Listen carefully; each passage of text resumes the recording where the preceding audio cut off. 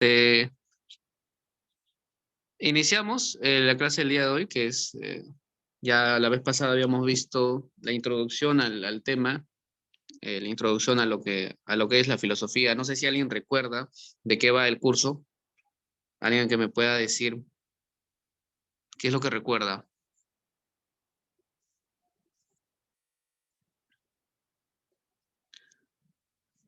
¿Nadie? La definición Sobre etimológica. cómo era la Dígame. definición de la filosofía, profe. Sí, por ejemplo, eso, ¿cuál era? Por ejemplo, de cómo eran, creaban las ideas y cómo era una filosofía. O sea, es decir, algo que es cierto o tal vez que no nos pensamos a diario, como una pregunta que no nos hacemos a diario, creo. Ya por ahí va, es cierto. Una También pregunta sobre, extraordinaria, ¿no? también sobre las disciplinas filosóficas. Claro, pero no, no hemos visto en sí las disciplinas, ¿no? Una por una. Pero sí le hemos mencionado. Sí. La filosofía tenía características. ¿Qué características tenía, por ejemplo, recuerdan? Universal, radical, Ujú, racional, ujú, problemática, así metódica, crítica y sistemática. es cierto. Sí. Son características, algo de 5 o 6, que se ha planteado la vez pasada como parte de la filosofía totalizadora o universal, racional, sistemática, metódica, ¿no? Y dijimos qué significa cada una y por qué la filosofía es así. Eso es por una parte. Luego hicimos la definición etimológica. La definición etimológica, ¿la recuerdan? Amar es amar saber, ¿no, profe? Claro, amor a la sabiduría. Amor a la sabiduría, sí. Ajá, amor a la sabiduría. Claro, esa es la definición etimológica. Si en un examen de admisión me veo eso, definición de filosofía, veo amor a la sabiduría, ¿la marco? No, no, claro que no, porque esa definición no es la definición, digamos, completa de la filosofía, sino es solo la definición etimológica, etimológica. Y ahí dijimos también qué significa etimología y todo ello. Entonces, la definición etimológica de la filosofía es esa, amor a la sabiduría, pero no es la definición completa. ¿Hay una definición ahora, una definición actual, completa, terminada? No. Más bien cada pensador, cada filósofo tiene su definición y vimos unos ejemplos la vez pasada, unas definiciones que plantearon algunos filósofos. También vimos, aparte de las características, las definiciones, también hablamos de la importancia, ¿no? Y del ejemplo de algunas preguntas filosóficas. Por ejemplo, alguna pregunta filosófica que recuerden.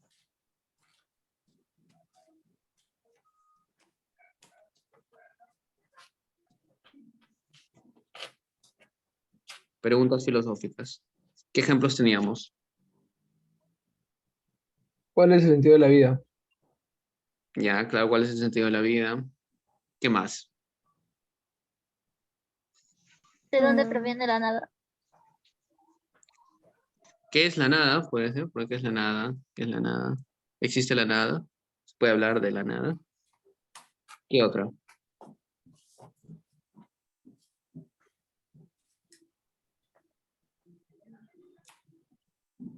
¿Solo cuestiones relacionadas con la vida, la muerte, la existencia, el origen? ¿O también otras cuestiones? Por ejemplo, ¿Qué, relacionado con la sociedad. qué es el amor, puede ser, profe? Ya, ¿qué es el amor? Claro, ¿qué es el amor? ¿Cuándo se puede hablar de enamoramiento, por ejemplo? ¿O qué son objetos que pueden ser amados y que no? ¿Cómo saber qué es el amor? ¿O cómo saber el sentimiento del amor, eso? Ya, ¿cómo conocer? Puede puede ser también. Otras, otros ejemplos, un par de ejemplos más.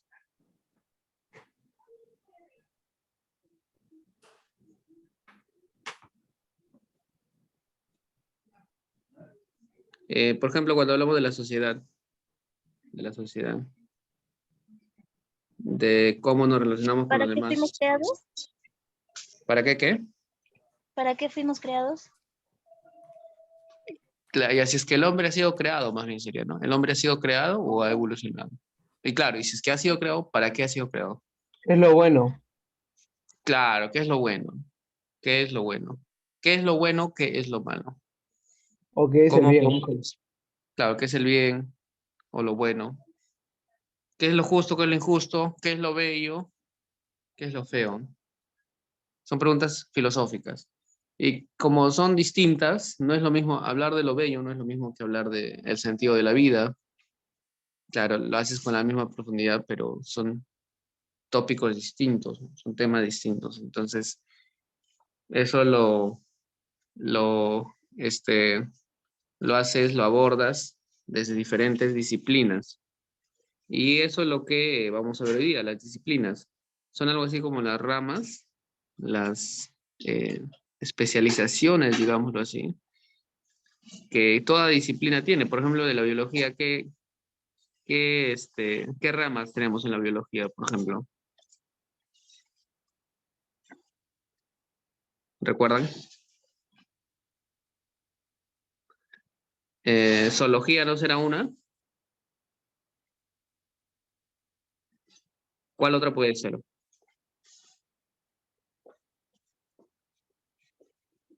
Zoología, botánica, genética, ¿no? Microbiología, etcétera. Igual en cualquier área, ¿no? En la física, por ejemplo, tenemos mecánica, tenemos astrofísica, etcétera, etcétera, ¿no? Entonces, cada área de conocimiento tiene disciplinas, tiene como ramas, especializaciones que vamos a utilizar para abordar temas ya más específicos. Y en filosofía también. No son especializaciones propiamente, pero algo así como especializaciones, ¿no? Son ramas, digámoslo así. Que el término correcto lo decimos disciplinas filosóficas. Disciplinas filosóficas. Y hay algunas que son clásicas y son las que vamos a ver. Las más tradicionales, las más clásicas. Empezando por la más básica, la ontología. Cuando hablamos de ontología, nos estamos refiriendo al ser, al ser, al estudio del ser. ¿Cómo que al estudio del ser? Cuando hablo de ser, ¿de qué estoy hablando? De existir. Ser es existir. Cuando yo digo yo existo, o sea, estoy diciendo que estoy vivo, que respiro, etcétera, ¿no? Pero hablando en español, yo puedo decir yo existo, también puedo decir yo soy. Son lo mismo, ¿no? Yo existo, yo soy. Decir yo existo en Perú es lo mismo decir yo soy en Perú, ¿no? Hablamos de la existencia, del ser. Entonces, en ontología, el estudio del ser o el estudio de la existencia. Pero cuando hablamos de la existencia, ¿solo hablamos de la existencia humana o en general? La existencia de la realidad. ¿De todo en general, Obviamente, profe? ¿cómo? ¿De todo en general? Claro, de toda la realidad. Recuerda que la filosofía es totalizadora, ¿no? Su característica es decir, todos sus problemas que ven en la filosofía son universales, es decir, son aplicables a toda la realidad, o deberían ser aplicables a toda la realidad. O sea, el filósofo que piensa no está pensando en la gente de su pueblo, de su ciudad, de su época, ni está pensando en la gente de su país, está pensando en la humanidad o en la realidad misma. Cuando hablamos de ontología nos estamos refiriendo eh, a la realidad misma, todo el fundamento. O sea, imagínate un planeta, unas estrellas, o los animales, en general, cualquier cosa que nosotros decimos que existe. Entonces, a todos ellos los catalogamos en ese término, ¿no? De que son, de que existen. Entonces, la ontología es eso, es el estudio de lo que es, de lo que existe. Pero, o sea, eso es se podrá decir, es muy general, muy amplio, no se puede abarcar tanto. Bueno, justamente de eso va la disciplina, ¿no? O sea, hasta qué momento podemos hablar de ser, de existir, hasta qué punto podemos hablar de que algo existe o algo no existe. Y bueno, justamente ahí va, ¿no? De sacar lo más abstracto, lo más general, que es la existencia misma. Es decir, antes de ser peruano, existo. Antes de ser varón, existo, ¿no? Antes de tener tantos años, existo. O sea, antes de hablar, existo. Entonces, la existencia es lo más básico. Y ahí, entonces, ante eso se plantea la pregunta filosófica, ¿no? ¿Cuál es el fundamento de la realidad? ¿Qué significa eso? O sea, la realidad, o sea, lo que existe, ¿en qué se basa? ¿Existe porque se puede tocar, se puede ver, se puede sentir, medir? ¿Eso es requisito para existir? ¿O hay otros requisitos? ¿No? Y se plantea la siguiente pregunta: ¿qué es lo primario en relación al ser y pensar? ¿Qué es lo primario en relación al ser y pensar? Algo así como ¿qué es el primero, huevo o la gallina? O así. Pero acá es en relación al ser, el pensar. Es decir, nosotros primero somos y a partir de lo que somos pensamos, o al revés. O primero pensamos, o sea, somos algo así como un alma que piensa y luego ya, luego de que existe, adopta una forma a la forma de un cuerpo. Algo así como los que creen en la reencarnación, que dice que o sea, mueres, tu cuerpo muere, pero luego revives, ¿no? En otro animal o en otra persona. Entonces, o sea, si tú mueres ahorita y reencarnas en una mosca, o sea, tu alma es la misma, pero tu cuerpo es diferente. Entonces, ¿ahí qué ha sido primero, el ser o el pensar? El pensar, porque lo que piensa tu alma ya ha estado antes de tu cuerpo. Entonces, tu alma sería anterior. O sea, tu alma sería primero y tu cuerpo después. En cambio, la postura materialista científica es que obviamente eso no existe, sino que tú eres tu cuerpo. Y como tu cuerpo tiene un sistema nervioso, ese sistema nervioso con un montón de neuronas interactuando, eso es pensar. Y eso cuando interactúa, piensa, eh, ese pensar eres tú, ese pensamiento, ese conjunto de neuronas eh, comunicándose, interactuando entre sí, eso es el pensar. O sea, primero es tu cuerpo, luego tu pensar, ¿no? Entonces son posturas. ¿Qué es lo primario en relación al ser? El pensar o el ser, ¿no? Y ante eso se han planteado preguntas. Perdón, ha habido respuestas. Por ejemplo, el idealismo filosófico dice que el ser es el espíritu, ¿no? Más o menos como el ejemplo de la reencarnación. O sea, primero es tu espíritu, tu ser, tu pensar, tu alma, y luego ya tu cuerpo. Eh, el mundo ha sido creado. Eh, hay la tendencia a creer de que, así como tú eres un alma que adopta varios cuerpos o que puede adoptar cualquier cuerpo, igual hay un alma suprema, digámoslo así, un pensar supremo que ha creado todo el universo, toda la realidad, ¿no? Tenemos acá el idealismo religioso, el mundo es creación divina, el idealismo objetivo, que ya no se aleja un poco de la idea tradicional que tenemos de Dios, de dioses, y más bien va a ir un poco más allá, sino ya atribuirle, en vez de no decir existe un Dios que todo lo ha creado, sino este, hay algo así como ideas que existen así, que existen ahí, en otro universo, en otro mundo. Acá dice, por ejemplo, el idealismo objetivo: las ideas son la esencia de las cosas. Las ideas son la esencia de las cosas. Es decir, eh, existen ideas, no aquí, no las vemos las ideas, pero existen en otro universo, en otra dimensión. Existe. Y lo que existe acá, lo que vemos, sentimos, tocamos, es una copia de eso. Es como una copia, es como algo que se ha basado en eso, en ese molde, para crear acá lo material.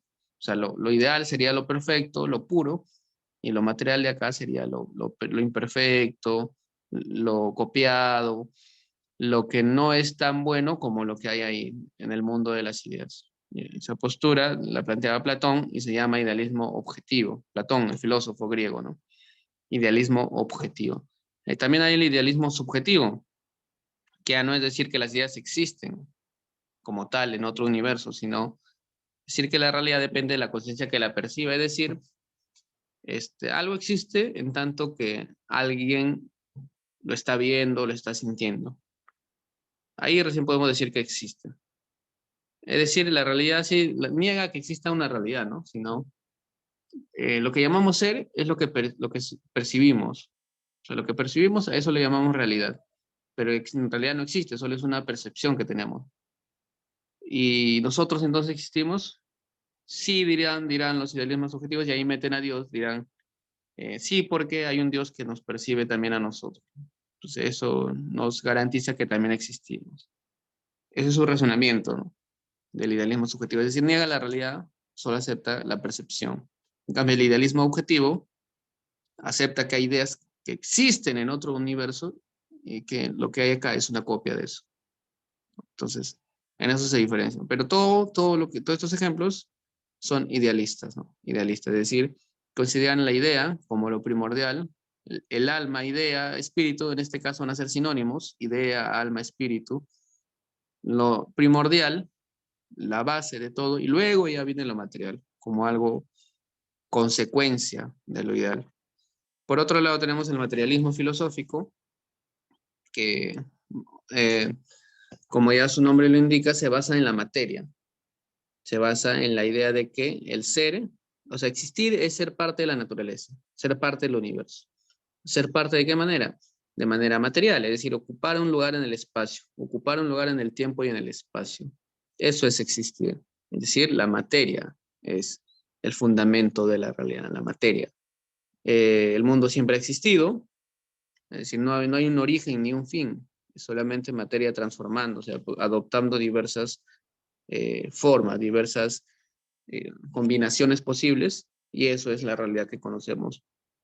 La conciencia posee una base. ¿Cómo? Perdón, dime. Mediante va avanzando el tiempo se forma y forma diversas características. ¿Quién? El universo. El materialismo filosófico y también como en el universo y varias cosas que se pueden adaptar al tiempo. Claro, o sea, la materia evoluciona y como es compleja la materia, se relaciona de manera muy, muy caótica y de muchas formas posibles. Entonces, esa reacción así caótica, impredecible, crea diversas combinaciones, ¿no? Los planetas son producto de eso, de las combinaciones que ha tenido la materia durante miles de millones de años en el universo. Y en un planeta en particular, en el planeta Tierra, dentro del planeta ya hubo muchas combinaciones, posibles reacciones, que terminó creando la vida. Y esa vida también sigue evolucionando, diversas combinaciones que ocurren a nivel celular, genético, y lo cual ha creado la evolución de los seres vivos hasta que, eh, como parte de eso, ha llegado a existir el ser humano. Entonces, claro, la materia evoluciona, cambia, se transforma, pero no se destruye ni se crea. Existe ahí en el universo. Y nosotros solo conocemos un poquito de eso, ¿no? Dentro de los materialistas, acá dice la conciencia posee una base material también, ¿no? Es decir, somos nosotros, nuestro cuerpo, nuestro sistema nervioso que interactúa con las neuronas y esas reacciones químicas las llamamos pensar. Es decir, no existe un alma, no existe un espíritu, no existe una idea, sino somos nosotros neuronas interactuando en nuestro sistema nervioso, ¿no? Y a eso lo llamamos nosotros conciencia. O sea que nuestra propia conciencia también puede hacer vida o cualquier cosa o cualquier ser vivo que también como tenga neuronas así puede tomar conciencia como nosotros.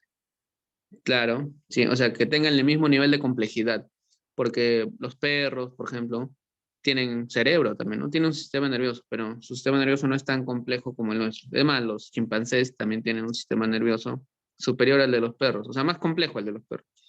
pero no tienen el grado de complejidad que el de nosotros. Nuestro cerebro es más complejo, es el más complejo del reino animal. O sea, ¿a qué se refiere más complejo? Que está elaborado de una manera muy, muy sofisticada en comparación a los otros. Tan sofisticada que ha llegado a un punto donde el ser humano se ha dado cuenta.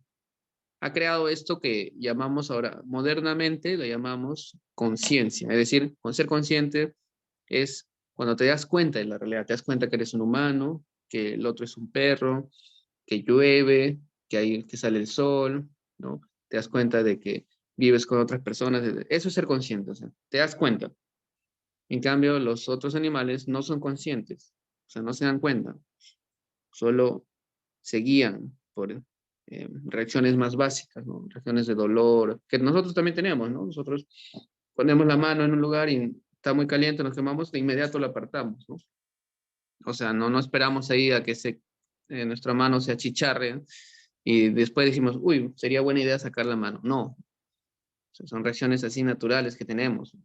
Vemos un roedor y es natural que te asustes. Eso, por si acaso, Entonces, es una reacción natural. un humano bebé, o sea, cuando nace, no tiene mucha conciencia como los adultos. Exacto. Ajá. Solo tiene reacciones naturales. Por ejemplo, si tú a un niño lo Así peñiscas, va a llorar, ¿no?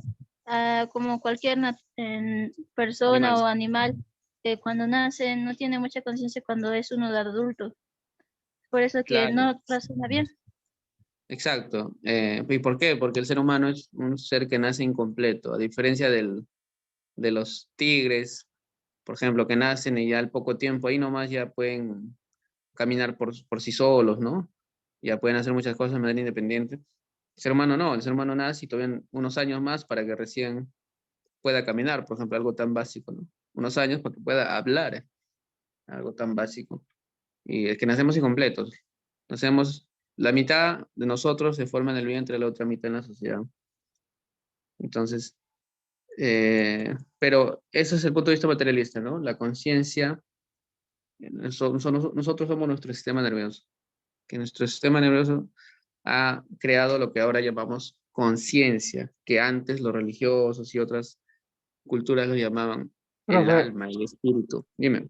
entonces, para el materialismo, nosotros somos nuestro sistema nervioso y el cuerpo es solo como una funda, algo así. No, o sea, nosotros en general somos todo nuestro cuerpo, Ah, ok. solo que gracias a nuestro sistema nervioso hemos desarrollado conciencia, es decir, pero nuestro sistema nervioso es parte de nuestro cuerpo, ¿no? No existe separado. En otras palabras, todo lo material, la carne, el hueso, la sangre que hay en nosotros, eso somos y nada más, ¿no? O sea, no existe un alma, un espíritu. Eso a lo que llamaban alma, espíritu, los religiosos y los antiguos, eso a lo que llamaban alma, espíritu, es en realidad nuestra conciencia. ¿Y qué es nuestra conciencia? Es el darnos cuenta de la realidad. No, Y sí, es, profe, sí, sí. Antes había escuchado de que, bueno, cuando era más chiquito, de que el alma era la que percibía el dolor y todo eso, y realmente lo que percibe el dolor es el sistema nervioso. claro, eso, claro, los que dicen que el alma percibe el dolor sería una postura idealista. Y los que dicen que es en realidad tu cuerpo, tus neuronas, tus receptores nerviosos, una postura materialista. Esas son las diferencias, posturas idealistas y materialistas. Para el materialismo, nosotros somos materia, carne, hueso, sangre. Para los idealistas somos un espíritu que está algo así como atrapado en un cuerpo, ¿no? Y que puede escapar. Es decir, para los cristianos, por ejemplo, la muerte es un escape del cuerpo, ¿no? Es decir, el alma no se acaba. Tu cuerpo se acaba, pero tu alma se libera más bien y va a un lugar a vivir eternamente. Entonces, hay esa concepción de que el alma es una cosa separada del cuerpo, de que existe el alma y que es una cosa separada del cuerpo. El materialismo, o sea, la ciencia dice, no existe algo así como un alma, es solo nuestra conciencia, lo que nos damos cuenta del mundo. Y a eso los antiguos lo han llamado alma. Y hay diferentes tipos de materialismo, ¿no? Materialismo atomista, el mundo está compuesto de partículas, que es el materialismo más antiguo, ¿no? Más clásico, de Demócrito, de decir, en el mundo, en la realidad existen átomos y vacío, los átomos se mueven en el vacío y eso es la realidad. Es una postura ya antigua que se aleja de lo religioso, del idealista, ¿no? O sea, busca explicar el fundamento en algo físico. El materialismo mecanicista, el mundo es como una máquina. Ese es ya el materialismo ya más moderno, más reciente, del siglo XV, XVI, XVII, XVIII, hace no tanto, que consideraban todo como un reloj suizo, de esos que funcionan sin batería, sin nada, solo eh, moviendo sus piezas de manera perfecta dentro de un sistema, encajado de manera así milimétrica. Entonces, una tuerca moviendo a otra, algo así, como un robot, ¿no? Y había esa concepción mecanicista. Igual, esto es una postura materialista porque se aleja de las explicaciones idealistas, ¿no? De que un Dios, un alma, una idea. Acá ya es el mundo interactuando, pero todavía esa visión mecánica de como que acción-reacción nada más. Mientras luego ya viene el materialismo dialéctico y nos dice que el mundo está sujeto a contradicciones. Ya es una visión más compleja de ver la realidad como evolución, como un movimiento, un eterno movimiento. O sea, no es mecánica, sino es más compleja la cosa, ¿no? Es decir, no es como que yo muevo esto con mi mano y va a haber una reacción, no, sino es la materia interactuando de una manera más compleja, impredecible. Y todo porque existe movimiento. Todo lo que vemos es resultado del movimiento. Materia eh, se mueve, digámoslo así, pero de muchas maneras imaginables. No solo es el movimiento mecánico que conocemos, es decir, desplazamiento, ¿no? Estás en el punto A, te vas al punto B, sino el movimiento es más complejo y a nivel subatómico se ve, ¿no? Cuando los átomos, los electrones interactúan, ves que es un movimiento ya diferente, que no conocíamos. Entonces, el materialismo dialéctico trata, en otras palabras, de hacer un materialismo más sofisticado, más complejo, más real también, ¿no? Porque la realidad, el universo es pues, más complejo que lo que ven nuestros ojos, ¿no?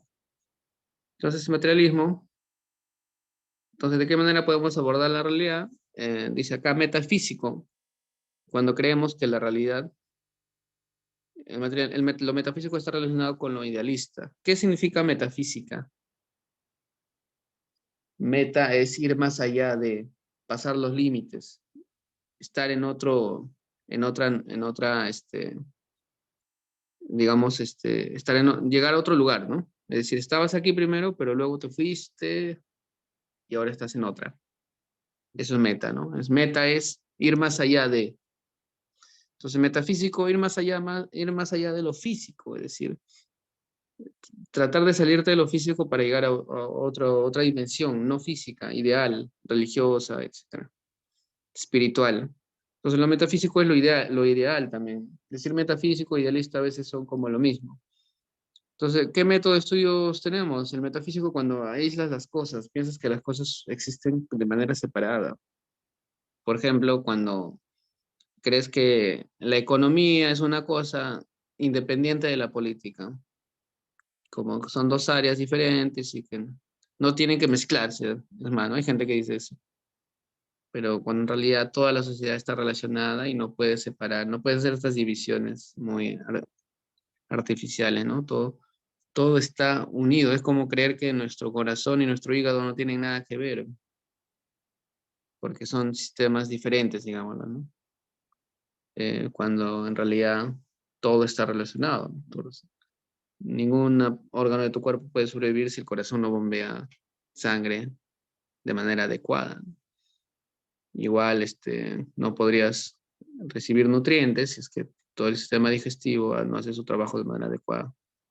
Y ahí vienen problemas como la diabetes, por ejemplo, ¿no? Que cuando cuando hay un problema con la insulina en el cuerpo. Entonces, así, o sea, todo está relacionado. El universo es uno solo, no está dividido. Entonces, pero la postura metafísica es creer que existen cosas aparte, ¿no? Existe un cuerpo y aparte existe un alma. Son dos cosas distintas, ¿no? Que por casualidad el alma ha caído en el cuerpo y está prisionera ahí.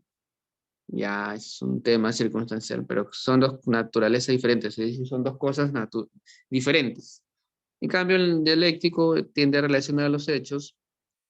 Existe movimiento, estos movimientos también tiene regularidades que llamamos leyes, y todo esto crea contradicciones en el universo y esto se va superando, se va evolucionando. Es decir, es más complejo, más adaptado al universo, ¿no? El universo es complejo, es cambiante y todo está interrelacionado en el universo. No hay cosas aisladas aparte. Todo es uno solo. Esa es una disciplina, recuerda lo que hemos visto es la ontología, el estudio del ser. Puede haber idealismo filosófico, materialismo filosófico, y analizamos la realidad de diferentes métodos. Luego tenemos otra disciplina filosófica, que es la antropología filosófica.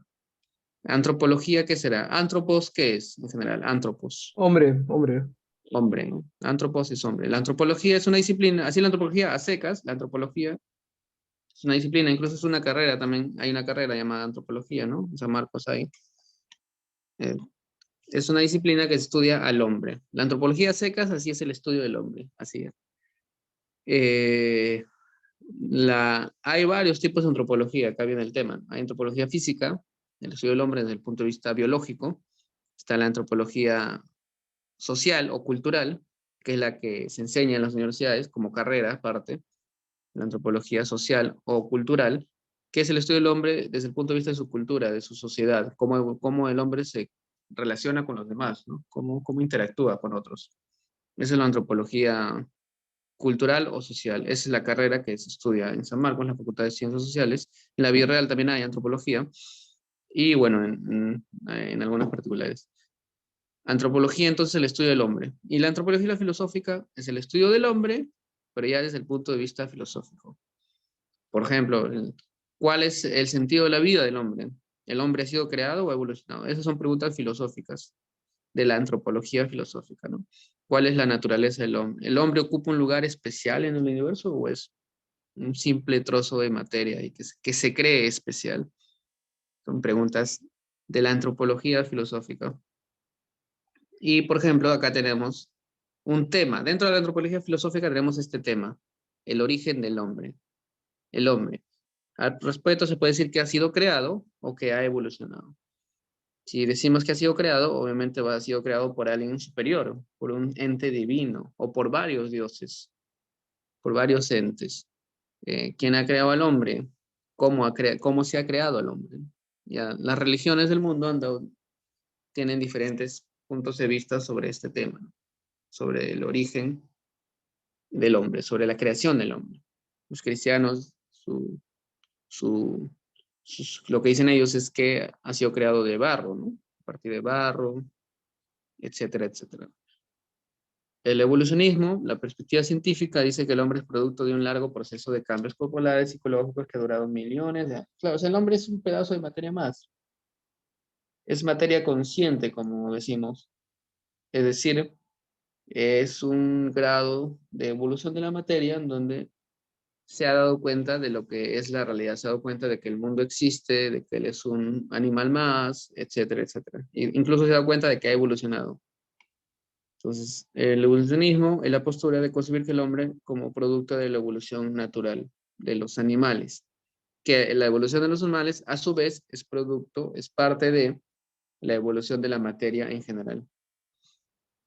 Y bueno, hay una postura intermedia que dice que acepta que Dios creó al hombre, pero a su vez esto luego ya ha evolucionado. En algún momento lo creó y luego, a partir de ahí, ha evolucionado. Pero un poco difícil de sostener porque la evolución del hombre no está aislada, y acá hablamos de lo que hace rato decíamos, ¿no? Lo metafísico pretende aislar la realidad. O sea, la evolución del hombre no es algo aparte de la evolución de los animales, es lo mismo, es continuación, ¿no? Se inscribe dentro de, o sea, el hombre es un animal y ha evolucionado con los otros animales, entonces es parte de la evolución de los animales, lo cual a su vez es parte de la evolución de la materia, entonces no está aislado. Entonces decir que el hombre creó a Dios y luego evolucionado es muy complicado de aceptar porque para que tenga sentido la evolución del hombre, solo tiene sentido si es que se acepta la evolución de los animales, porque ahí, al ver la evolución de los animales, ya llegas a comprender la evolución del hombre, porque son lo mismo, el hombre es un animal más. Entonces, Pero bueno, hay posturas, y esta es una de ellas, ¿no? El creacionismo evolucionista. Luego, acerca de la esencia del hombre. O sea, ¿qué es el hombre? O sea, podemos reducir el hombre, obviamente hablamos del ser humano, ¿podemos reducir a los seres humanos en unas pocas palabras? Mejor dicho, ¿qué lo diferencia al ser humano de otros animales? Esa es la esencia del hombre. ¿Cuál es la esencia? Es decir, ¿qué tienen de diferente? ¿Qué tienen de especial? Bueno, la definición clásica, que ya se habla desde los griegos, hace miles de años se dice esto, que el hombre es diferente por su capacidad de razonar y la capacidad que tiene de vivir en sociedad. Aristóteles, el filósofo griego, decía, el hombre son politikon. Son, ¿qué significa en griego? Animal. De ahí viene el término zoológico. Son, con doble O, son politikon. Animal. Y politikon, acá algunos lo han traducido como político, animal político, pero no es la traducción correcta. Son politikon es animal social, es decir, un animal que vive en la sociedad, que vive en sociedad, o sea, que no es una fiera como un tigre que vive solo en el bosque cazando, ¿no? Solo se junta con otros tigres, solo cuando quiere reproducirse y nada más. Y después pasa solo la mayor parte de su vida. El hombre no es así, ¿no? El hombre no soporta estar solo. Tiene que estar siempre con otros seres humanos viviendo en sociedad. Entonces, esa sería la esencia del hombre para los clásicos. El hombre es su capacidad de razonar y a su vez es su capacidad de vivir en sociedad siempre, en cada momento de su vida. Es la definición clásica. Naturalismo, que reduce el ser humano a su componente biológico, reduce su componente biológico, es decir, el ser humano es un pedazo de carne y hueso que no tiene nada de distinto a los otros animales. Es un animal más. O sea, el ser humano es su cuerpo, es todo lo que hay dentro de su cuerpo, ¿no? Ese es el ser humano. Eso sería el naturalismo. Luego tenemos el espiritualismo. Plantea que el ser humano es su alma, su espíritu, y que esto es, como decimos, lo real, lo esencial, lo más importante. O sea, lo contrario del naturalismo, ¿no? Reduce el ser humano a lo que ellos llaman el alma, a lo que es la conciencia del ser humano, al espíritu. O sea, esa es la esencia del hombre. Eso lo hace, porque dirán, cuerpo tienen todos los animales, pero no todos los animales tienen espíritu. Entonces el ser humano sí, entonces eso lo hace diferente, esa es su esencia, ese es su chiste, esa es su cosa especial que tiene. Muy bien, el dualismo es como una postura intermedia entre el naturalismo y el espiritualismo, es decir, bueno, el ser humano es tanto cuerpo como alma. Y justamente eso es lo que lo diferencia de los demás, porque para los dualistas dirán alma sola, espíritu solo son los entes divinos, los dioses, los ángeles, etc. Ellos son alma sin cuerpo. O sea, el ser humano no es un alma sin cuerpo, pero tampoco es un cuerpo sin alma, como los otros animales. Entonces, ambas, y ambas se necesitan, digámoslo así. Ambas no pueden estar separadas. Entonces, esa sería la postura dualista. Entonces, ¿qué hace diferente al hombre de los otros entes? Que es cuerpo y alma. Porque hay entes que son solo alma y hay entes que son solo cuerpo. Entonces, el ser humano lo que tiene de especial es que es cuerpo y alma. La postura dualista. Por otra parte, el historicismo plantea que el ser humano pues es su sociedad, su cultura, todo lo que vive en ese momento de la historia. Se llama historicismo porque plantea que así como la sociedad evoluciona, en cada momento de la historia el ser humano tiene diversas formas de pensar, de concebir la realidad, y todo eso es lo que se denomina esencia del hombre. Es decir, la esencia del hombre es una esencia cambiante, dinámica, que está en transformación, que no es la misma. Es decir, no se puede decir la esencia del hombre es esta, sino que la esencia del hombre varía de acuerdo al tiempo, al lugar. Por ejemplo, en la Edad Media, en Europa, en la Edad Media, la esencia del hombre podría decirse que era ser un buen siervo de Dios y un buen siervo de su señor feudal. A eso se reducía la esencia. Hoy en día se podría decir que la esencia del hombre es tener dinero para poder consumir.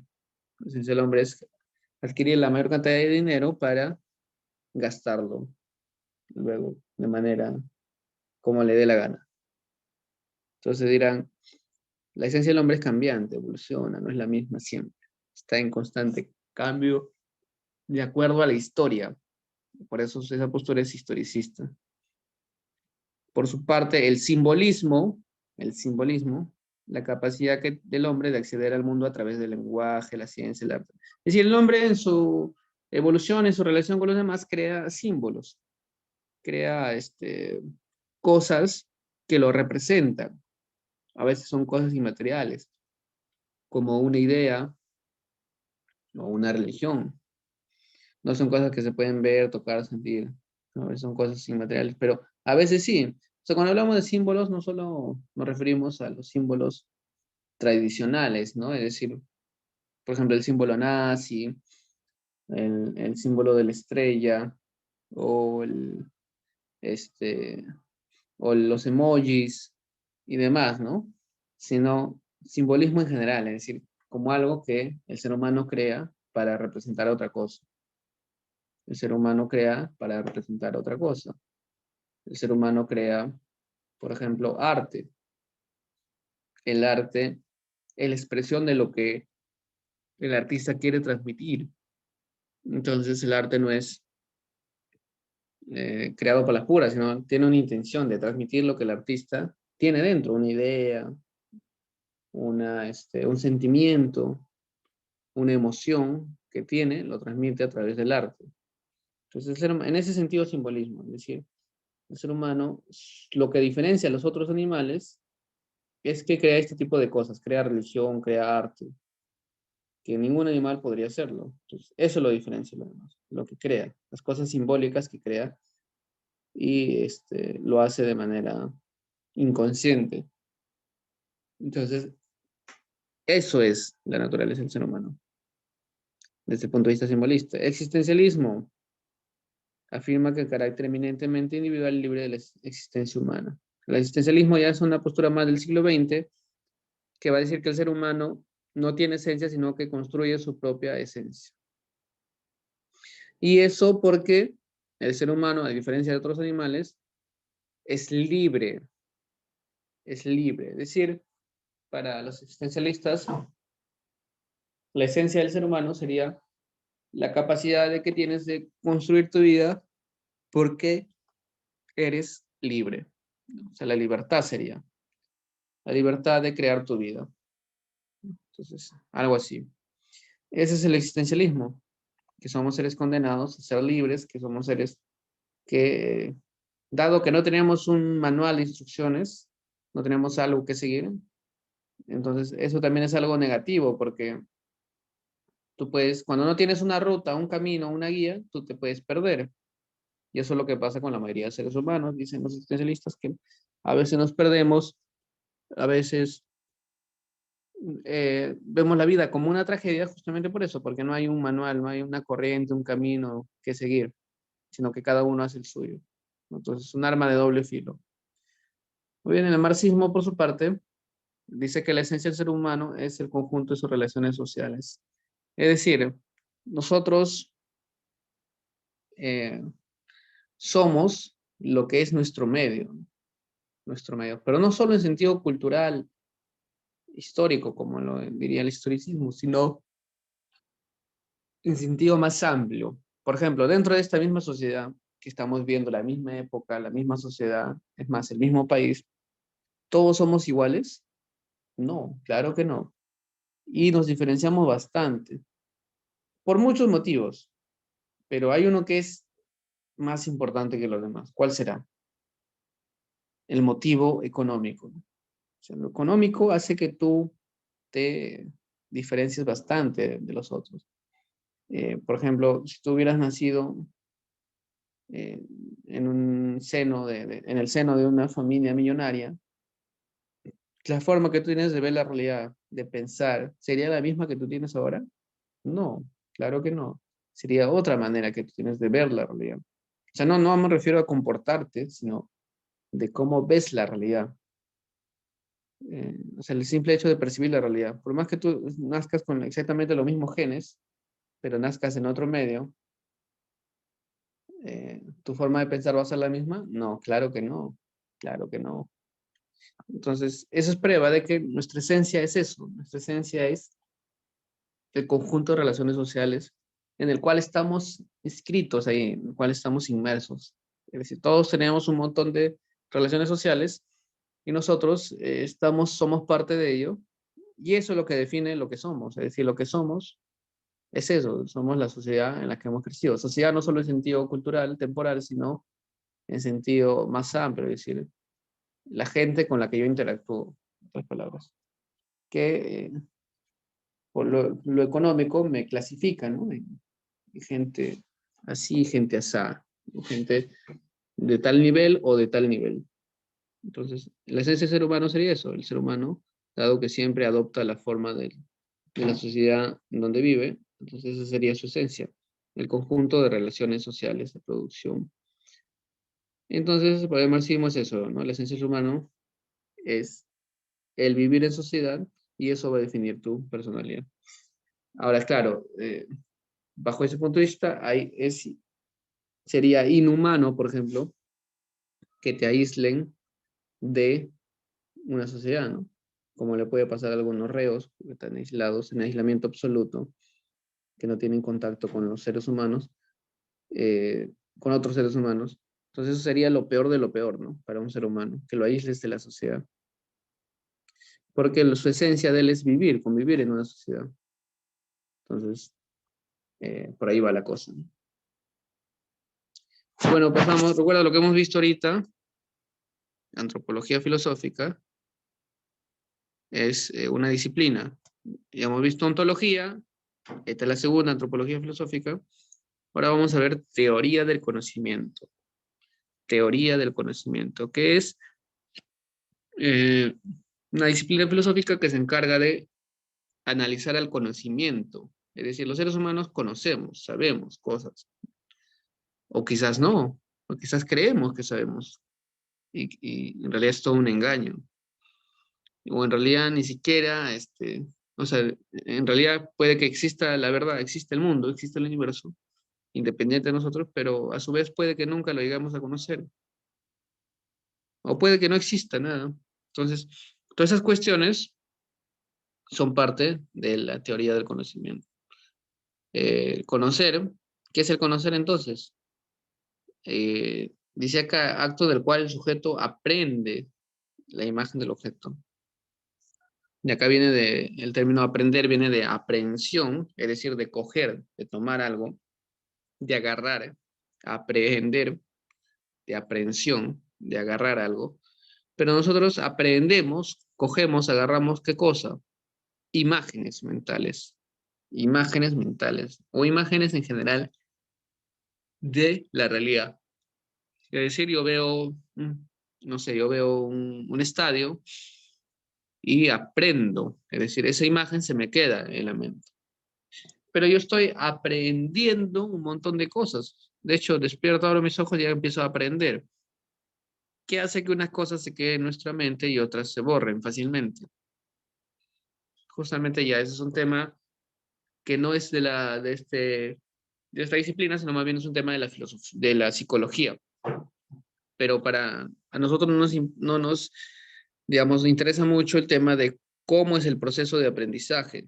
O sea, qué ocurre en nuestro cerebro, qué pasa ahí adentro. No, eso es psicología, ¿no? Neurociencias. Lo que al filósofo le interesa el resultado, ya. El resultado del proceso psicofisiológico que ocurre en tu cerebro. El resultado de eso ya es el conocimiento. Eso es lo que interesa al filósofo, ¿no? Ese conocimiento. Y si es que el ser humano puede llegar a conocer o no la realidad. Componente del acto de conocer, sujeto, conocente, objeto, cognoscible y representación. Sujeto cognoscente es cualquier ser que pueda conocer. Antes decíamos solo los humanos. Solo los humanos podemos aprender cosas, conocer. Que eso que hemos aprendido se quede en nuestro cerebro para siempre. Solo seres humanos, pero ya con el avance de la ciencia eso esa imagen clásica ya se nos borra un poco, porque hay animales que pareciera que también aprenden, ¿no? Y a su vez, ahora con el desarrollo de la informática, del software, de las computadoras, de la inteligencia artificial, vemos también que hay máquinas que aprenden. Entonces, la aprehensión ya no es solo exclusivamente humana, sino es compartida con otros entes del universo. Entonces, por ahí va la cosa, ¿no? Sujeto conociente, en otras palabras, entonces no es cualquier persona que puede conocer, sino sujeto conociente es cualquier ente, cualquier ser que es capaz de aprender. Objeto conocible es cualquier elemento de la realidad, de la naturaleza, que puede ser aprendido. Y representación es la imagen mental que yo me hago de aquello que aprendo. O sea, yo aprendo, yo veo imágenes, escucho cosas y eso va a mi cerebro ya. A mi cerebro no llega así puro, digamos, sino que mi cerebro hace una representación mental de todo eso y es esa representación lo que finalmente se queda en, en mi cerebro, ¿no? Es decir, yo veo la realidad, observo, o la realidad me llega por cualquier órgano sensorial y a eso es lo que hago es aprender. Si es que me llega, estoy aprendiendo, pero eso que me llega, como repito, no me llega en forma pura, sino que se hace una representación mental en mi mente y eso es lo que queda, la representación mental. Nosotros podemos aprender todo lo que hay en la realidad, todo lo que hay en el universo. No, ¿no? Está demostrado ya, por ejemplo, que nuestra visión tiene un rango muy pequeño capta las ondas electromagnéticas de la luz en un espectro muy pequeño. Es decir, la luz, ¿cómo decirlo? Claro, la luz tiene digamos, muchos rangos electromagnéticos y nuestro cerebro capta algunos de ellos. Los famosos rayos que están por debajo del ultravioleta, ¿no? Y también por debajo de los infrarrojos. Entre los infrarrojos y los ultravioleta, ese rango de colores que son los colores del arco iris que conocemos, todo ese rango de colores es lo único que entra a nuestra vista. Es decir, ese rango de ondas electromagnéticas son las que llegan a nuestra vista. Hay muchas más, pero que no llegan por nuestra vista, sino que son ya imperceptibles para nosotros. Por eso que la realidad es más de lo que vemos, más de lo que sentimos. A eso me refería, la realidad es más amplia. Y es, por ejemplo, cuando en el campo militar los soldados utilizan los lentes infrarrojos, ¿no? Para captar el calor de los cuerpos, cuando están en la noche se ven, ¿no? Puedes ver, gracias a estas lentes, el calor, ¿no? Puedes ver el calor. Entonces, eso es prueba de que existen en la naturaleza muchas ondas electromagnéticas que nosotros no podemos percibir. Entonces, en otras palabras, la ciencia nos ayuda a saber que la realidad es más amplia de lo que vemos. Pero por eso, en nuestra mente solo hay representaciones mentales producto de lo que sí podemos ver.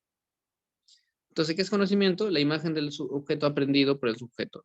La imagen que entró, se hizo una representación mental y eso, que si es que eso queda, eso es conocimiento, ¿no? Todo lo que ha quedado producto de ese proceso, ¿no? De estímulo, aprehensión, formación de la imagen y fijación. Ya se ha fijado, ha quedado ahí y ya para siempre, algunas veces, ¿no? Eso es conocimiento. Clases de conocimiento. Por los sentidos, lo que conocemos a través de los sentidos es conocimiento sensible, todo lo que vemos, sentimos, oímos, ¿no? Percibimos con el tacto, todo eso es un tipo de conocimiento que es el conocimiento sensible, sensorial, sensitivo. Diferentes nombres que le ponen filósofos en el tiempo. Por el objeto, no, podemos clasificar los sentidos, perdón, el conocimiento lo podemos clasificar, si es que es a través de los sentidos, como sensible o racional. Lo sensible es lo que llega a nosotros por los órganos sensoriales y lo racional es lo que aprendemos producto de la deducción que hacemos en nuestro mismo cerebro. Es decir, nosotros, cuando aprendemos imágenes en nuestro cerebro ya empezamos a combinar, a formar, a hacer diferentes imágenes, otras imágenes ya nuevas. Entonces, a veces, producto de esas combinaciones, es que aprendemos cosas nuevas en nuestro mismo cerebro, sin necesidad de nuevas cosas, de nuevos estímulos, ¿no? Entonces, ahí, en nuestro cerebro, ocurren también procesos que se pueden llamar conocimiento, producto de la razón, de la mera lógica. Entonces, a ese tipo de conocimiento lo llamamos racional. Y lo que aprendemos directamente de la realidad, conocimiento sensible. Entonces, dos tipos de conocimiento serían, si hablamos de los sentidos, sensible y racional. Y si hablamos por el objeto, tenemos conocimiento intuitivo, el cual es directo e inmediato. Lo que vemos sin más. Estamos por la calle y vemos que un perro está orinando. Lo vimos. O sea, no teníamos la intención de verlo ni nada. Lo vimos y ya es intuitivo, porque es directo e inmediato. Ocurre de un momento a otro sin pensar o nada. Mientras que el discursivo, ya relacionado también con la razón, es más indirecto e inmediato, es decir, ocurre ya producto de una intención, de una voluntad. Tú quieres aprender cómo, digamos, cómo elaborar gelatina casera, digamos. Entonces ya tienes que, no sé, investigar, preguntar, etcétera, etcétera. Y todo eso es indirecto, es decir, no lo aprendes así en segundos, ¿no? Como cuando viste al perro orinando, sino es más indirecto, lleva tiempo, por eso inmediato significa que no es inmediato, ¿no? O sea, que toma su tiempo.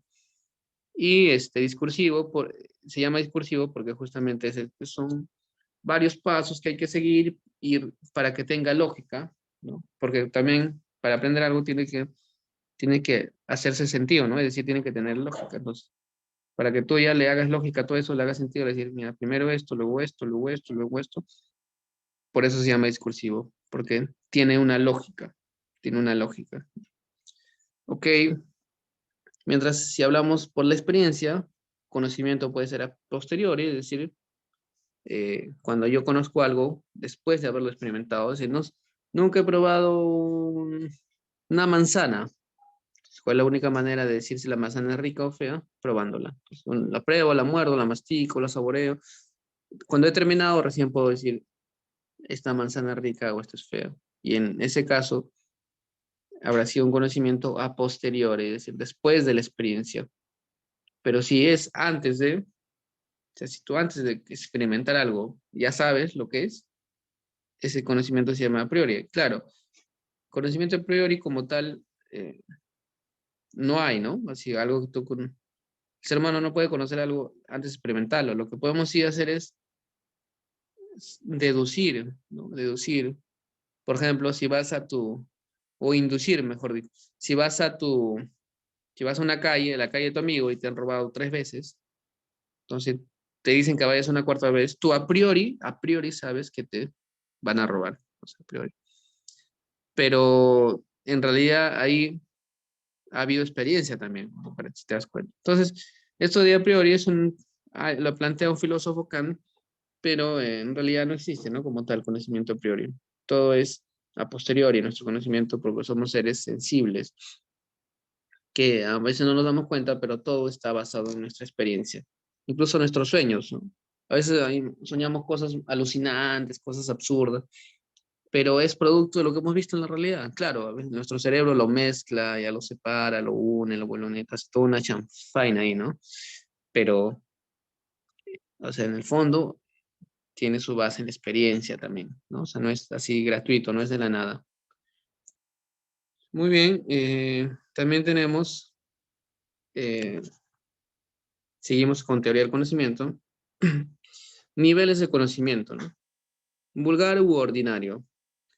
Es el conocimiento que tenemos de la vida normal, común y corriente, ¿no? Conocimiento, como conocer desde cómo hablar, cómo caminar, cómo bañarte, cómo comer, ¿no? Es conocimiento ordinario, vulgar, pero no en un mal sentido, sino en un sentido, de que algo que todos hacemos, o sea, no tiene nada de especial, ¿no? Es lo ordinario, lo común.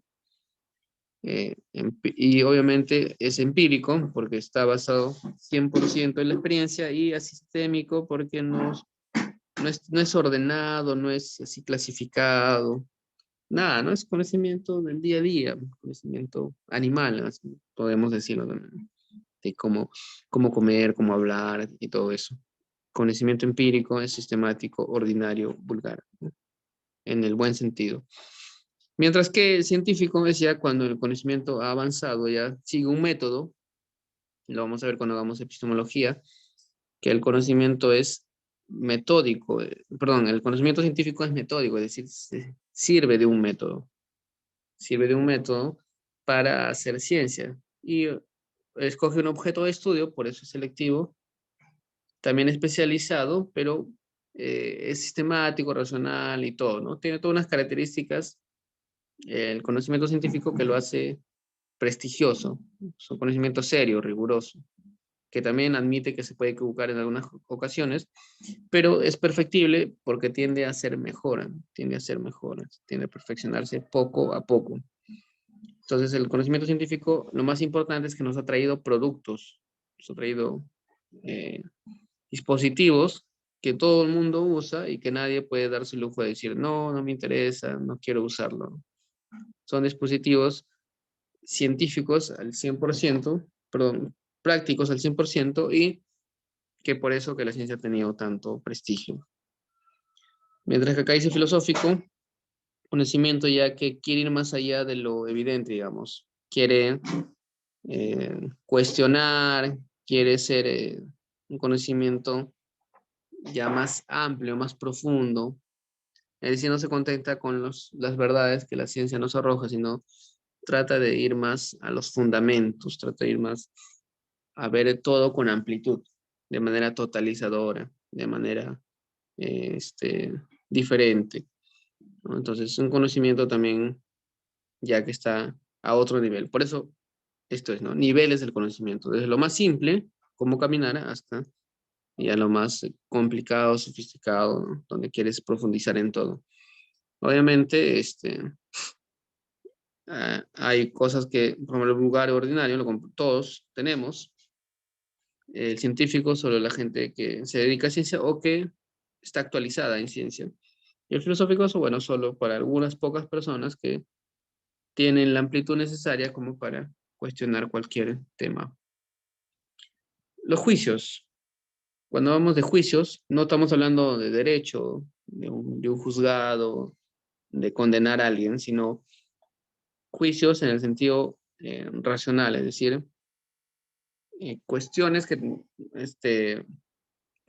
juicio es un enunciado que hacemos con una postura de por medio, con una postura de por medio. Cuando decimos algo, teniendo un punto de vista, ahí, por ejemplo, cuando decimos, esta ciudad es horrible, ¿no? Es un juicio de valor. Esta ciudad es horrible. Ya, ¿qué tipo de juicio tenemos? Según Kant, este es un filósofo que mencioné hace rato, alemán, Immanuel Kant, que lo vamos a ver más adelante. Juicios analíticos nos dice que el predicado ya está contenido en el sujeto. Eso también es algo falso, ¿no? Pero bueno, Kant lo plantea así. Analítico dice que es juicios que ya son como redundantes. Por ejemplo, su ejemplo que él pone dice el triángulo. El triángulo, cuando decimos triángulo, ya, perfecto. Entonces, para decir el triángulo tiene 3 ángulos, no necesito recurrir a la experiencia, ¿no? Porque la definición está en el mismo concepto. El triángulo es una figura geométrica de 3 ángulos. Es decir, el triángulo tiene 3 ángulos, es un juicio analítico, es decir, un juicio cuyo predicado, ¿el predicado cuál es? Triángulo tiene 3 ángulos. El predicado está contenido en el sujeto. El sujeto en este caso es triángulo. Predicado tiene 3 lados, sujeto, triángulo. Un predicado tiene 3 ángulos, está contenido ya en el sujeto, en triángulo. Porque triángulo es una figura de 3 ángulos. Entonces, él dice que esos son juicios analíticos. Sobre todo, eso existe sobre todo en la matemática, ¿no? Casi todo solo en la matemática. Mientras que los sintéticos, dice que el predicado no está contenido en el sujeto. Es decir, ya todo lo que tiene que ver con la experiencia, lo que he adquirido. Por ejemplo, ¿qué es un auto? En la definición de auto no voy a hallar lo que es un auto, ¿no? Tengo que decir, bueno, es un vehículo móvil impulsado por energía, autopropulsado, etcétera, ¿no? Ya, entonces ahí ya tengo que hacer un predicado. El predicado no está en el sujeto. Es decir, todos los juicios que conocemos. A priori,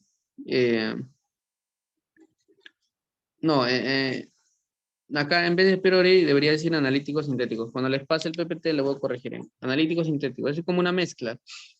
Dice, son universales y necesarios y hacen posible la ciencia. Para él, estos son los juicios perfectos, la mezcla de ambos. Es decir, juicios que deberían estar basados también en la experiencia, digamos, pero con esa certeza, con ese nivel que tienen los analíticos, porque los juicios analíticos son pues 100% verdaderos. Ahí no hay duda, no hay duda posible. Ahí son sí o sí. En cambio, los sintéticos todavía la cosa no está tan segura.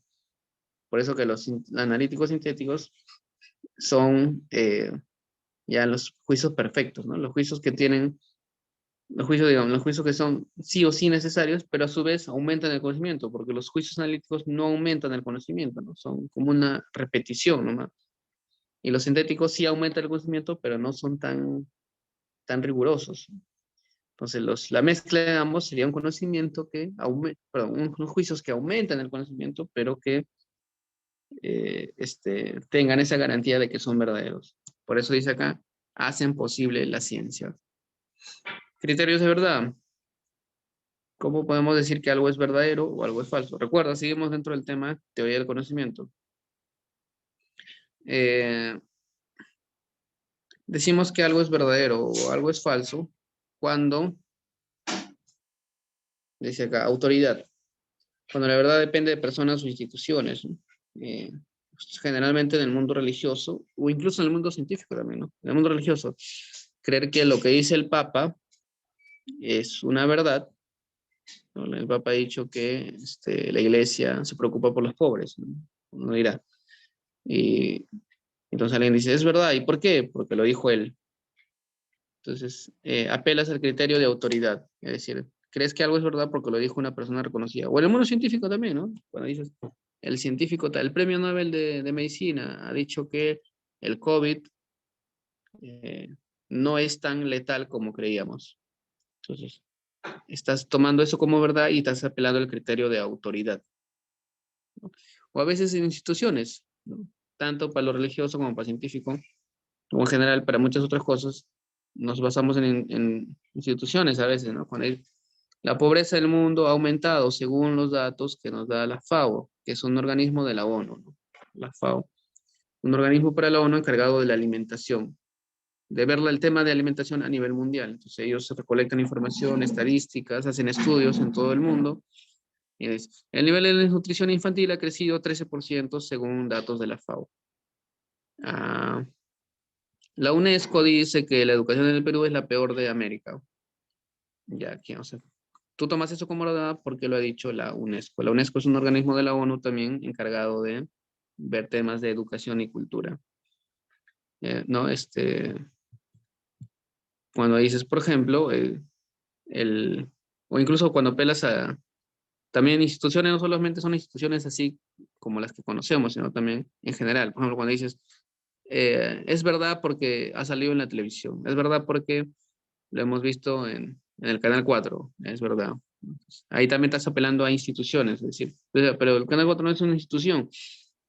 No, claro, no está definido como una institución, pero para estos términos lo tomamos como una institución. ¿no? Entonces, pueden ser personas, y personas pueden ser un influencer, ¿no? Cualquiera, un religioso, un sacerdote, un profesor, un científico, tu papá, ¿no? Tu hermano mayor, etcétera, etcétera, tu amigo, tu mejor amigo, ¿no? Etcétera. Entonces, personas o instituciones. Entonces, es verdad porque lo dijo tal. Es verdad porque lo ha dicho tal institución. Evidencia. Eh, claro, la evidencia es un criterio de verdad que seguramente el más fuerte, porque tú compruebas, tú defiendes que algo es verdad, siempre y cuando, y los demás lo aceptan en la mayoría de los casos, siempre que muestres evidencias, prueba, un video, una foto. Ayer vi que salían juntos, muestras un video, es una evidencia. Entonces, la evidencia es un criterio de verdad, es el más fuerte, porque es una prueba de que lo que estás diciendo es verdadero.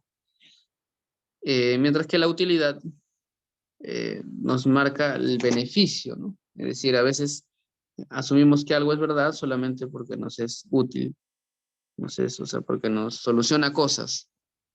Por ejemplo, eso en la ciencia, bastante, con la teoría atómica, nadie ha visto un átomo, ¿no? Nadie ha visto un electrón dando vueltas alrededor de un núcleo atómico. Eso, ningún microscopio, ni los más modernos, están en capacidad de ver eso, de analizar esa realidad. Es más, se dice que es imposible llegar a ver eso porque el mero hecho de observarlo ya cambia el fenómeno, ¿no? Eso ya lo sabemos por física cuántica, de que cuando tú intentas observar, o sea, es algo teórico, ¿no? Si tú intentaras observar un fenómeno subatómico, lo cambiarías porque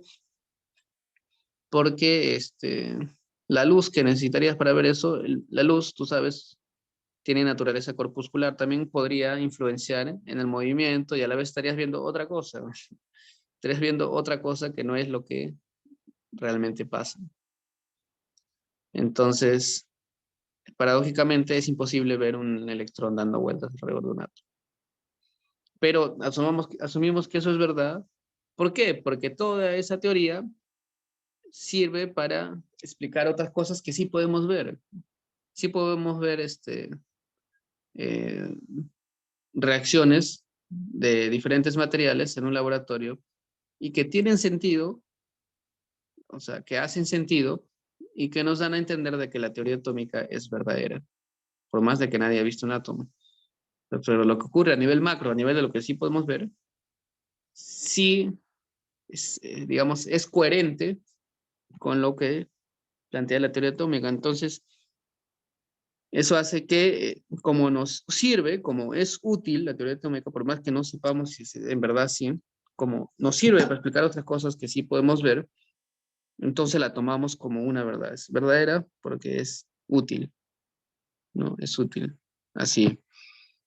Eh, ausencia de contradicción, la verdad depende de la coherencia entre, pues claro, cuando se ha presentado algo que parece muy lógico, suena muy razonable, nos hace sentido, ¿no? Cuando, por ejemplo, quieres saber qué pasó, alguien viene y te lo cuenta, eh, y bueno, te dice, bueno, sí, puede ser, ¿no?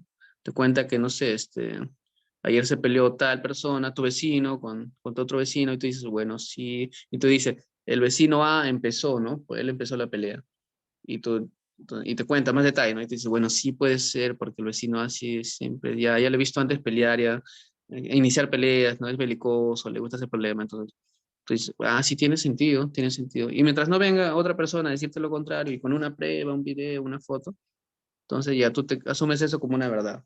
Para ti ya eso es una verdad, porque tiene sentido y porque nadie ha demostrado lo contrario. Es un criterio de verdad que asumimos, ausencia de contradicción. Porque nada, no, hasta ahorita nadie lo ha contradicho y tiene sentido, es lógico, suena bien, digamos. Ese es un criterio de verdad también que asumimos. La práctica, cuando está basado en hechos, ¿no? Está basado en hechos, cuando en la práctica se ve que sí sirve, ¿no? Cuando se ve que sí sirve. Por ejemplo, tú dices, quizás todo esto es un sueño, quizás todo esto es falso, me he soñado, tú no existes, eres parte de mi sueño. Y al que le has dicho no existe, viene y te tira un cachetado, ¿no? ¡Pah! ¿Cuál no existes? Entonces, ay, te ha dolido, te ha dejado tu cara roja, todo ahí, está sangrando, está sangrando ahí todavía, muy fuerte te tirado. Ya, entonces, tú dices, no, sí, sí, tienes razón, esto no puede ser un sueño porque ya me ha dolido feo. Entonces, eso es un ejemplo extremo de que la práctica a veces es criterio de verdad, ¿no? O sea, la práctica, lo que ocurre en la práctica. Tú dices, yo soy el más honesto del mundo, yo sería incapaz de mentir, ¿no? Después lo ves, efectivamente que todo lo que dice lo cumple, todo lo que dice lo cumple. ¿No? Hasta ahorita no he visto nada que te haya floreado, que te haya mentido. Dijo que te iba a ayudar en tal tarea y te ayudó. Dijo que te iba a ayudar a tal hora y a tal hora te ayudó, ¿no? Dijo que nunca iba a ir a ese concierto y no fue. Entonces, sí, cosas así. Y tú dices, pues sí, bueno, veo que en la práctica, sí, es verdad, ¿no? Es verdad. Veo que en la práctica es verdad lo que se ha dicho. ¿No? O lo contrario, ¿no? Tú te dice una cosa y en la práctica ves otra, entonces dices, no, eso es mentira. ¿Por qué? ¿Qué criterios utilizar? El criterio de la práctica. Criterio de la práctica. Entonces, ese es un criterio muy importante para definir si algo es verdadero o algo es falso. También tenemos la posibilidad del conocimiento. ¿Podemos conocer? ¿Es posible el conocer? El dogmatismo dirá que el conocimiento sí se puede conocer, sí podemos llegar a conocer. El escepticismo dirá, bueno, hay muchas variantes, pero en general dirá que no se puede conocer o quizás no. El radical dirá que no, es imposible conocer. El relativismo dirá que se pueden conocer algunas cosas, otras no. O sea, es relativo. Se puede conocer relativo algunas cosas, sí, las cosas cotidianas, sí, pero hay cosas profundas que nunca lo vamos a conocer. Cosas cotidianas como conocer, no sé, que vas a almorzar más tarde, es algo que lo puedes conocer, pero conocer el origen del sentido de la vida no es algo que nunca lo vas a saber, ¿no? Alguien diría es un relativista. Positivista niega que se puedan conocer cosas como Dios, las ideas, los espíritus y todas esas cosas. Dice, no dice que no exista, dice que eso es imposible de conocer porque no tiene una dimensión material. Todo lo inmaterial, lo metafísico, es imposible conocerlo, ¿no? Es más, no hay que hablar de eso por las puras, porque no podemos comprobar si existen o no existen. El agnóstico parecido duda de que exista un conocimiento que vaya más allá de los sentidos, ¿no? O sea, no niega, no niega, sino que va a estar en la eterna duda, ¿no? De que puede que sí, puede que no. ¿Existe Dios? El agnóstico va a decir, no lo sé, seguramente sí, seguramente no. Es una postura que muchos, un tiempo se puso de moda, y es eso, no dudar, o sea, no negar, ni aceptar nada así nomás. Mientras viene otra vez nuestro amigo Kant y nos habla del criticismo, que dice que también divide como la realidad en dos, ¿no? Dice que tenemos el nómeno y el fenómeno. El nómeno es la realidad en sí, o sea, la verdad absoluta. Pero esa nunca la vamos a conocer, sino vamos a conocer solo el fenómeno. El fenómeno es lo que vemos con nuestros sentidos. Es decir, las cosas que suceden, lo que podemos ver, sentir, oler, tocar. Eso lo vamos a conocer, pero detrás de eso hay algo más, que él lo llama el noumeno. Eso jamás lo vamos a conocer. Entonces está como un punto intermedio, ¿no? Entre el escepticismo y el dogmatismo. Como que sí, pero no. Es el criticismo. Y la verdad, ¿dónde tiene su origen? El racionalismo dirá que la verdad, no, el empirismo primero dirá que la verdad tiene su origen en la experiencia, es decir, es algo verdadero porque, o sea, hallamos la verdad, comprobamos que algo es verdadero porque lo hemos experimentado. Dijeron que esa manzana estaba muy ácida, tú la comiste y has hallado la verdad. Efectivamente estaba ácida, pero la has hallado de manera empírica. La has hallado en la experiencia. El origen de la verdad ha estado en la experiencia. Mientras que el racionalismo dirá que la verdad está en la razón. Es decir, los sentidos nos engañan a veces, nos hacen creer que el sol da vueltas alrededor de la Tierra, cuando es al revés. Entonces, nos hacen pensar que el Sol es pequeño, una bolita de fuego, cuando no tiene nada que ver con eso, ¿no?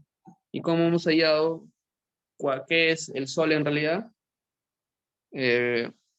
Gracias a la razón, ¿no? Entonces, en los sentidos no hay que confiar porque a veces nos engañan, ¿no? La mayoría de veces nos engañan. Cuando vemos un lapicero, ponemos un lapicero en un vaso de agua, vamos a ver que se dobla. Una cuchara en un vaso de agua, ¿no? Vamos a ver que parece doblado, parece que se ha doblado, pero no se ha doblado, es la refracción de la luz, ¿no? Fenómeno, pero en otro sentido nos dicen que se ha roto, cuando no es así. Entonces, los sentidos no son confiables, por eso que la razón solo puede venir, perdón, la verdad solo puede venir de la razón. Criticismo o a priorismo es también otra vez Kant, que quiere hacer su mezcla, una tercera vía, dice que una síntesis de la experiencia y la razón. O sea, sí dice, la experiencia nos posibilita el conocimiento, pero es la razón la que define si algo es verdadero o algo es falso. Entonces, como que se necesitan las dos, o sea, no puedes separar, no puedes decir la razón o no puedes decir solo los sentidos, sino ambos, de la mano, tomados de la mano, ¿no? Y la esencia de la verdad, el realismo, o sea, ¿qué es la verdad? O sea, ¿cuál es la naturaleza de la verdad? Es decir, cuando hablamos de esencia, te has dado cuenta que hace rato también vimos la esencia del hombre. Sí, cuando hablamos de esencia hablamos de lo que, o sea, lo especial que tiene eso, ¿no? O sea, o la naturaleza de. Hablar esencia de o naturaleza de es casi lo mismo. Es decir, hablamos de lo que lo hace especial, lo que lo hace especial. La esencia de la verdad, o sea, ¿qué tiene de especial la verdad? ¿Por qué nos interesa la verdad? ¿Por qué simplemente no seguimos con nuestra vida y dejamos de preguntarnos por la verdad, lo verdadero, lo falso? Entonces, ¿cuál es la esencia de la verdad? La naturaleza de la verdad. Lo que tiene diferente la verdad. Bueno, hay posturas también, como en todo. El realismo dirá, la verdad es reflejo de la realidad. Es decir, existe una realidad, un universo, un mundo interactuando. Y la verdad es lo que decimos, por ejemplo, yo digo, la lluvia moja, la lluvia moja. Eso es una proposición, lo que yo he dicho, la lluvia moja, es una proposición, es decir, un enunciado. Ahora, eso decimos que es verdad si es que eso efectivamente pasa en la realidad, si es que es un reflejo de la realidad. En la realidad, vemos, cuando hay lluvia sales y compruebas si es que moja, ¿no? Entonces, compruebas que sí moja. Entonces, lo que yo he dicho, la lluvia moja, esa es una verdad. ¿Por qué? Porque es un reflejo de lo que pasa en la verdad, es un reflejo de que eh, efectivamente la lluvia te va a mojar. Entonces, ¿qué es la verdad? La esencia de la verdad, el reflejo de la realidad. Algo es verdadero cuando refleja a la verdad y cuando lo refleja exactamente, ¿no? Lo refleja exactamente la verdad. Igual mediodía el sol está en su cenit, es decir, el sol está en su punto más alto, en su cenit. Entonces tú al mediodía sales y ves si eso es verdad. Entonces, ¿es verdad lo que he dicho? ¿El sol al mediodía está en su cenit? Sí, es verdad.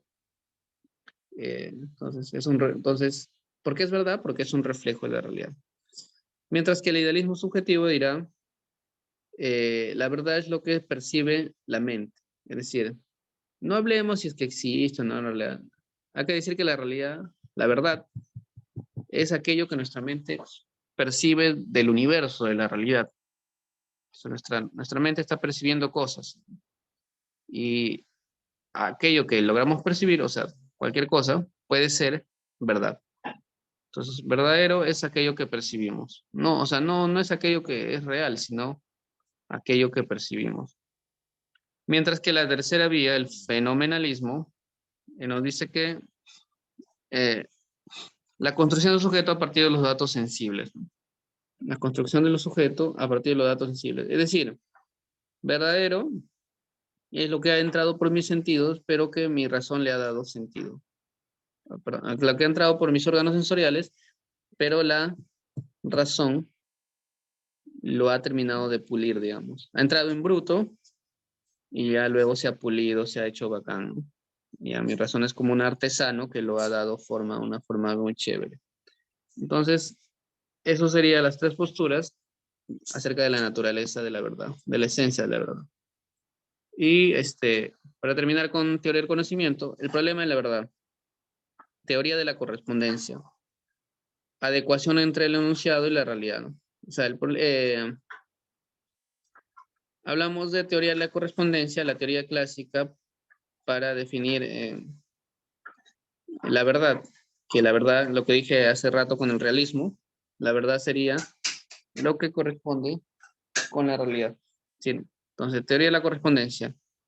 La teoría de correspondencia plantea que la verdad es la adecuación entre el enunciado y la realidad. Lo que digo con lo que pasa. Tiene que ser lo mismo para que se considere verdad. La teoría de la coherencia nos dice que es la relación entre una proposición y una teoría que la justifique. Entonces ahí ya vas por el campo racional, ¿no? O sea, la verdad va a ser verdad cuando hay una teoría que haga que suene lógico lo que se ha dicho, ¿no? O sea, hay una proposición. La proposición puede ser, los extraterrestres existen. Ya, entonces, ¿pero qué? ¿Cómo comprobamos? ¿O cómo sabemos que eso es una verdad? Porque hay una teoría que lo justifique, ¿no? Hay toda una serie de detalles, explicaciones racionales, que yo después de leerlas o escucharlas, digo, ah, sí, efectivamente, eso es verdad. Entonces, cuando asumimos así, decimos que es producto de la teoría de la coherencia, ¿no? Es decir, la verdad se hace verdad cuando le encontramos una explicación racional a algo. O a veces es una explicación no racional, como en el caso de las religiones. La gente no puede comprobar si es verdad o no lo que se dice, pero eh, dado que nos dan una explicación que nos hace sentido, es decir, que nos parece que suena bien, por más de que no sea racional, pero sí igual nos convence, entonces la verdad es producto de la coherencia, ¿no? Es decir, verdadero es aquello que nos suena lógico, en otras palabras, que nos suena creíble. Mientras la teoría de la semántica dice que la proposición debe ser adecuada tanto en el nivel semántico como en el nivel sintáctico. O sea, ya acá va por un lado más ya de la gramática, ¿no? Semántico, como tú sabes, se refiere al significado de las palabras, por eso ahí tiene significado entre paréntesis, y el sintáctico al orden, ¿no? Al orden de las palabras. Entonces, se preocupa más por las proposiciones, por el formalismo, ¿no? De enunciar verdades. Es decir, que todo debe estar de acuerdo a las normas de la gramática para que también sea verdadero. La teoría de la redundancia dice, esta es un poco radical porque dice que solo las únicas verdades son las que son redundantes, como en el caso del triángulo. Es decir, triángulo, figura que tiene tres lados, es una redundancia, ¿no?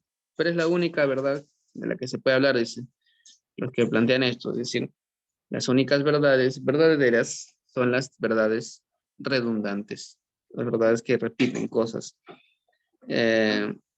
Porque todo lo demás, como dice acá, tiene un contenido emotivo o subjetivo, es decir, ya le agregas otras cosas para disfrazar lo que tú quieres que sea una verdad para que los demás te crean. Entonces, y eso lo hace que ya no sea válido. Entonces, lo único válido sería la verdad que se repite, la verdad obvia, ¿no? Es decir, el agua moja, ¿no? Redundancia, pero es una verdad pues, absoluta, nadie puede dudar de eso, ¿no? O si pones tu mano al fuego, te vas a herir. Suena como una redundancia, ¿no? Te vas a quemar, ¿no? Entonces, son las únicas verdades dice, absolutas que nadie puede dudar, que nadie puede decir, no, espera, yo pienso lo contrario. Entonces, esa es la verdad, según los que creen que la verdad se reduce a eso, a repetir o a decir cosas obvias, cosas que ya se sobreentienden. Y todo lo demás, dice todo lo demás, tú dices, cualquier otra proposición, como decir, no sé, el calentamiento global está afectando a los seres humanos, ya dice, ya hay otro contenido político, ¿no? Ya ideológico, etc. Entonces, no le gusta a todas las otras verdades, solo las verdades que parecen redundantes, que son sobreentendidas. Esas son las únicas verdades las que sí podemos hablar. Bien, entonces eso ha sido la siguiente, vamos a ver epistemología y las demás disciplinas. Entonces recuerda, hemos visto tres Ontología, estudio del ser. Antropología, el estudio de los problemas del hombre desde el punto de vista filosófico. Y teoría del conocimiento, el estudio del conocimiento. Tiene un nombre también, se llama nociología, teoría del conocimiento, pero ya es un nombre que no se usa. Y bueno, hemos visto diversos puntos de vista de la verdad y el conocimiento, ¿no? Entonces, si no hay una pregunta, vamos a rápidamente pasar a resolver las preguntas de esta clase, que creo que no les han pasado, ¿no? Me parece. Pero ahorita las voy a compartir para que podamos resolverlas de manera acá en conjunto. Un momento, por favor. Mientras tanto, no sé si hay un comentario, una pregunta.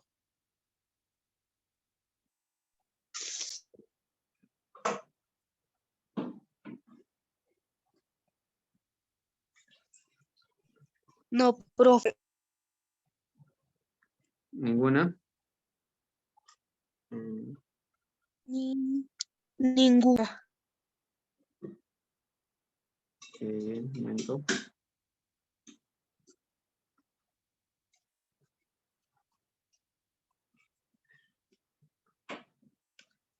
Ahorita para finalizar con...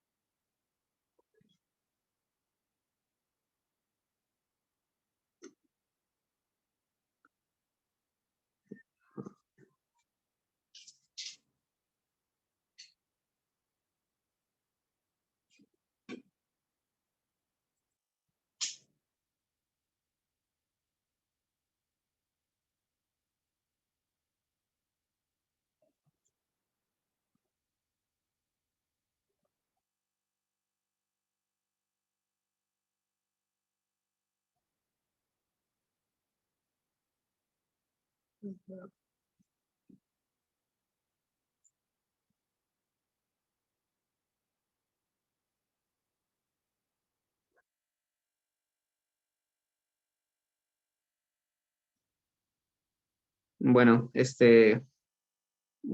ya. La siguiente clase empezamos con eso, con las preguntas. No logro ubicarlo acá ahorita. Pero, porque las que nos han enviado este boletín no son las de esta clase. Entonces, yo las tengo, pero igual las comparto en todo caso más tarde y la siguiente clase las resolvemos conjunto al inicio nada más. Entonces espero que se haya entendido. Si hubiera una pregunta igual, la siguiente también la resolvemos. Y nos vemos, muchachos. Un gusto y que sigan teniendo un buen día. Hasta luego. Gracias. Hasta luego, muchas gracias, profesor. Muy bien, chicos. Damos